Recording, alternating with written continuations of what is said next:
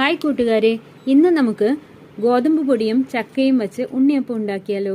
ഇതിനായി കുറച്ച് നല്ലപോലെ പഴുത്ത ചക്കച്ചുള മിക്സി ജാറിൽ അരച്ചെടുക്കുക. ഇതിലേക്ക് 1 കപ്പ് ഗോതമ്പ് പൊടി കുറേശ്ശെയായി ചേർത്ത് നല്ലപോലെ കലക്കി വയ്ക്കുക.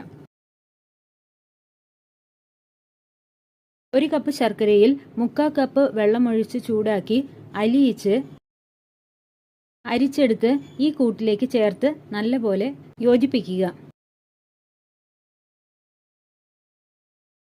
ഇതിലേക്ക് കുറച്ച് കറുത്ത എള്ളും നെയ്യിൽ വറുത്തെടുത്ത തേങ്ങ കൊത്തുകളും കുറച്ച് ഏലക്കാപ്പൊടിയും ചേർക്കുക.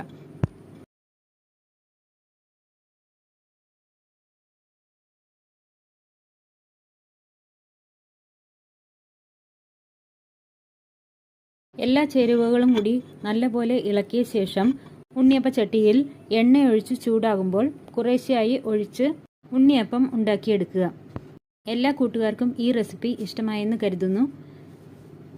ഇഷ്ടമായെങ്കിൽ like, comment, share and subscribe Ninni space.